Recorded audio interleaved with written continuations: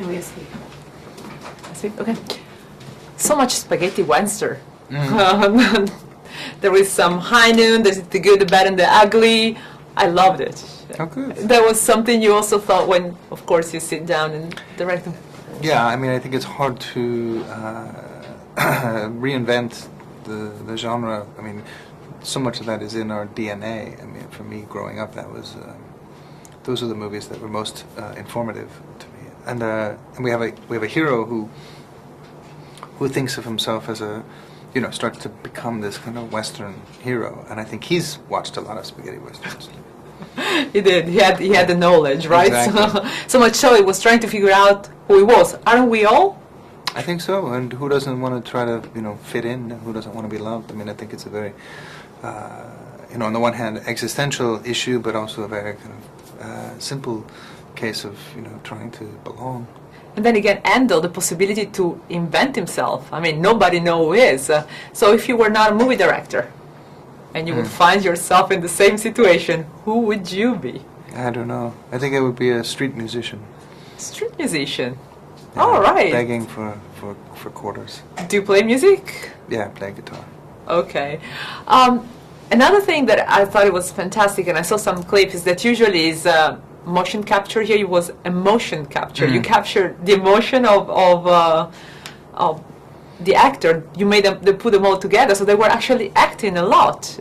Yeah, that was kind of very important from the beginning, that we weren't going to give up a technique that we use, in live action, just because this movie was animated. And none of us had made an animated movie before, so it just seemed like, well, in live action, this happens and that happens, and things happen on set that you can't expect. So it was really us kind of looking for gifts, trying to create some chaos and hope that something raw and authentic would come. I told Abigail, was probably see a bunch of adults in an amusement park. I mean, a park. You guys get to play because it's. Yeah, it's fun. I mean, it's challenging for an actor because they have to know maybe 10 pages of dialogue, and when you make a movie, there's so much time in your trailer between takes. This was like there's no lighting, there's no wardrobe, there's no makeup. It's like we're just recording the scene, all day long, scene. So it was good to kind of keep it quick, and nobody had time to think. It became intuitive. And it was more probably instinctive. That was the whole intention, yeah, to try to create some honesty.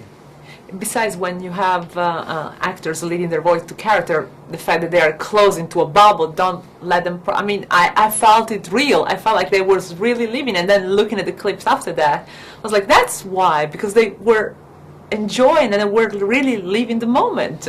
Well, I think after that moment, there's a year and a half of animators, and working with 40 very talented animators, listening to that audio track and saying, we have to capture, in the visual, we have to capture what we're hearing in those sounds and the life of that performance. So there's also a whole cast of characters, which are the animators too, which are bringing it to life. Favorite character? Because I'm asking to... My favorite character? Yeah. In the movie? Yeah. Well, yeah, it's this guy. Thank you. you. Thanks a lot. Thank you.